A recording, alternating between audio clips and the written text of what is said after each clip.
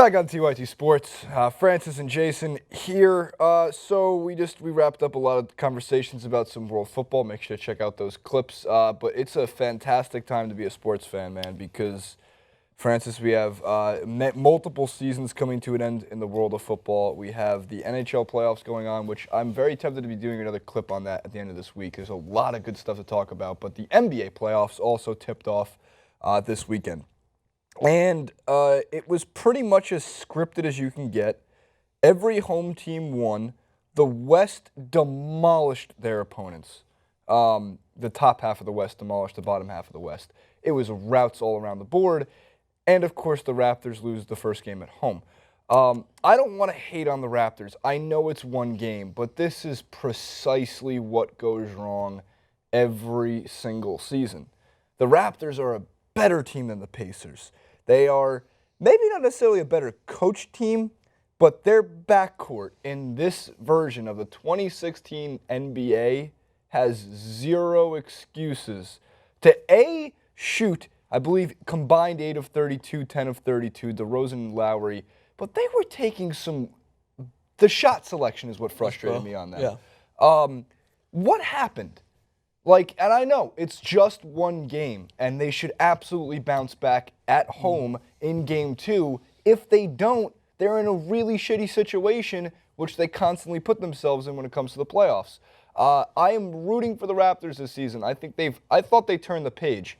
But turning the page doesn't mean Jonas Valanciunas has to bail out your backcourt. Anytime he stepped on the floor, Air Canada Center goes crazy. Oh, my God, Jonas is coming in. Oh, my God, we have a presence now. We're going to dominate the glass. Yeah, I get it. Paul George went off in the second half. But even in the first half, when Paul George was barely there, 6 or 7 points only scored in that half, he is the heart and soul of that team.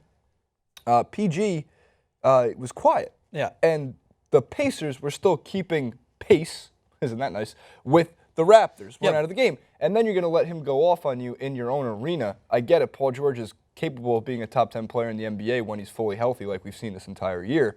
But he's turnover prone, and you can take advantage of that by double teaming him and making sure other Pacers players shoot the ball. And that's what we did a preview clip, and one of the reasons I highlighted the Pacers as a potential upset, and it's because as well as I highlighted the Celtics, and in the East, I think in the East we're going to be we're a little bit more expectant to see upsets. We should see it's going to help the first round. Yeah.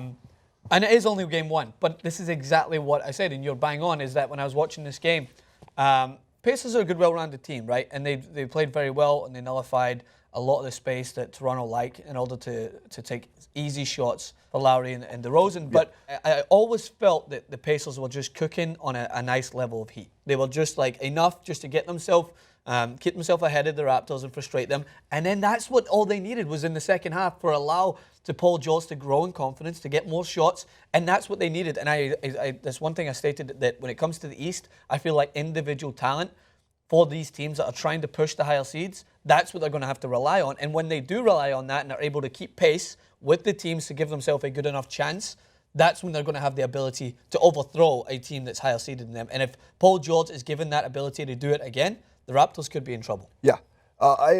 First of all, fantastic points across the board. Look at this kid.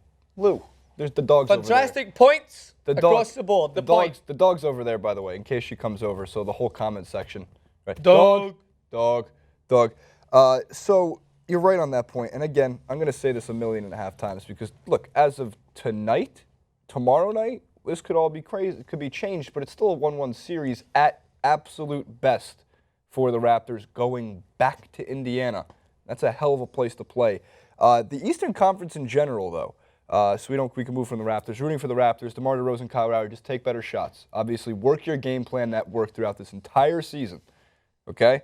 And you guys should be okay. Jonas Valanciunas was great on the glass. He dominated. He had 15 rebounds. I get it. You can't rely on him to score the points for you, though. So, the Eastern Conference in general, the Detroit Pistons, the Cleveland Cavaliers, hell of a basketball game. Yeah. But, the LeBron James has edged out. The Pistons, Stan Van Gundy, still the best in the huddle. Here's what we're going to do. Okay, we're at this level right here. This is where we want to be. We need to go to this level right here.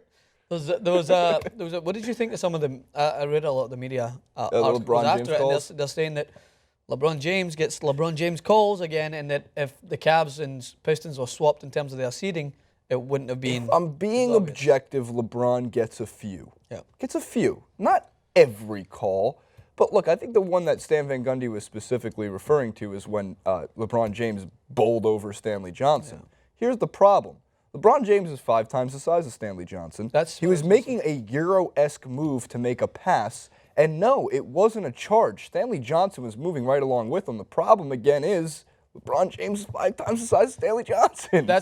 You're going to get bowled over. For all my time, I have made a conscious effort, and thanks for people that watching and commenting, to watch the NBA as closely as I can. And I do use soccer as a means to understand and relate to these things because of course. It's very similar. So when you've got a big guy who uses his body so well, I know the rules when it comes to a charge in comparison to a defensive foul. If he's moving with him, he's going to put him. That gives LeBron James the automatic advantage because he's moving. And LeBron James is very intelligent of using his body, and he's such a force that if he hits anyone with that contact, it could easily be taken both ways because that amount of contact from a big guy could look like a charge because he's going back with such ferocity. But also, if he's moving, it puts himself in a compromised position because any contact from LeBron, he's still moving. It's still moving screen. So yeah, exactly. 100% right. Look, Stanley Johnson, even if you planted your feet, you might not have even gotten the call. But that's the one I think Stan Van Gundy was really pissed off about because he saw it and he saw him freaking out on the sideline. He's quite animated when it happens. But in general, yeah, a few calls go LeBron's way. And a few calls don't. I mean, I feel like LeBron, being LeBron, gets a few. I think James Harden gets a few. Yeah. I think Steph Curry gets a few just from being such a little guy going to the rim, just a graze of the shoulder. By the way, Kevin Love played phenomenal basketball in that game. Defensively, he still looks awkward. He's not an athletic guy. He's not. He just gets such a sweet stroke. And of course, Kyrie was shifty as all can be. J.R. Smith, of course, taking contested threes in the corner and hitting them. It's like every time he gets the ball in the corner and he jacks up the shot from like pretty much right of the backboard. It's like, of course JR's going to take that shot. It's not even a question that JR's going to take that shot. Francis, you made a great point. You were watching the Thunder game, and you were surprised at least the aspect of the fourth quarter. Yeah, the turnovers, man. It's going to be a problem. It's not a problem against a Dallas team who, I said, again, like they need Dirk to roll back the years to be able to even contend with OKC. And this was a game that I had marked in my calendar. I wanted to see it because I'm interested to see how OKC will potentially do this year. And they're in trouble if they don't keep possession of the basketball in the fourth quarter. They will get swept by the Spurs. Yeah. If all things break down the way it's supposed to, and because Spurs will capitalize on poor basketball and poor holding of possession. And I think that despite the fact that Russell Westbrook, his points, I think he had 20 plus, and then he double doubles with an assist, and so did Kevin Durant as well. It's Russell Westbrook's ability to maneuver and find those assists that are breathtaking to me. He'll drive into the pack. You'll find that tiny little gap in there, and you'll be able to pitch it out. But you look at how much they destroyed Dallas on the points and on the board, and you'd expect Dallas to have more turnovers. No, I think OKC had 18 to Dallas's 12, but most of them came in the fourth. Yeah. And that's where it starts to get lazy, and that's where they start to literally drop the ball and allow for teams, if there was a better team, to come back into the game. And that's where I think OKC really have to shore it up if they want to have any chance of going through to the West. Yeah, to the Western. Yeah, I agree with that. Just because, look, we've seen it all year long. We've seen the Thunder regularly drop games in the fourth quarter, and I get it. Russell Westbrook gets a triple-double, they win, but that's no way. Look, in the playoffs, it's a different story. And again, I think you put the ball in Kevin Durant's hands. You're the one actually said that a couple weeks ago. Don't let Westbrook be controlling too much of the ball. I know he's the point guard, but guess what? Kevin Durant's a special player.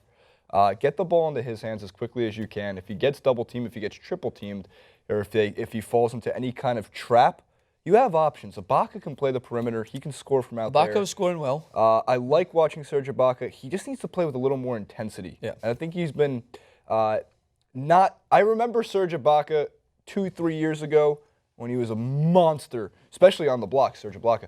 But I need to see more, just a little bit more. And again, we're talking about a team who blew out the Dallas Mavericks on their home court, which makes sense, as they should be. But we're looking towards the future here. The Mavericks aren't winning this series, but the Spurs or it would be the Spurs 2-3 will demolish. I shouldn't say that, but it could be. You're right. It could be a sweep. Do you see? So when you see someone like Serge or the other utility players that are able to fit into OKC, for me, I see those guys as having such a crucial role to play when you come up against someone like San Antonio. You need your role guys to step up. Because it's similar to an Iguodala in the finals last year. Yeah, is you're going to see people try to nullify Westbrook, and Westbrook, people will sacrifice an open player to double team him and to utilize their lineup. The Spurs will do it as well because they're very good defensively.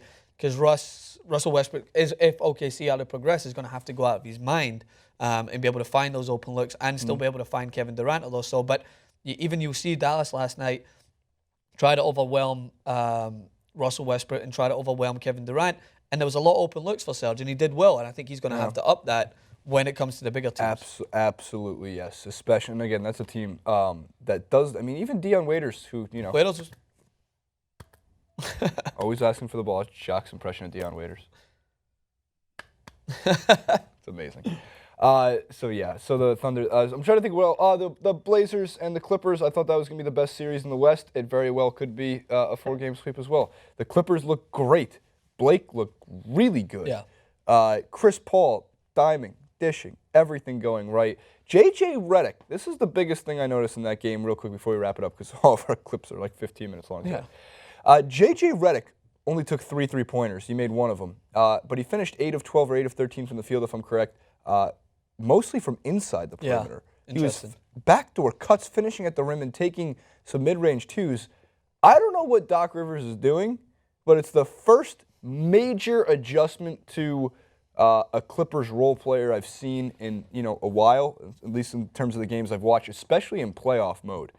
I wonder how that's going to break down, but I loved seeing it in Game 1. Obviously, it had a huge effect because J.J. Redick was on the right side of 17 or 18 points in that game. And, of course, Chris Paul, finally, instead of having to dish the ball at last second every single time, he was taking the layup that was usually given to him. I know, you want to get the extra point on the three-point line. You save that for when you have to go 3 for 3 against 3 with the Warriors, or if Danny Green for the Spurs gets hot. You'll get past the Blazers. I was a little disappointed in C.J. McCollum's performance. Damian Lillard, at some point, you always think in the fourth quarter, like, is he going to score 20 and they're going to be back? Like, he's got 15 right now. Is he going to finish with, like, 37? He's unreal. Is that what's going to happen in this game? We don't know. But, Francis, any last thoughts about the playoffs? We have games every night until, Kingdom Come. I do have thoughts, but they're going to be saved for the next clip because it's a separate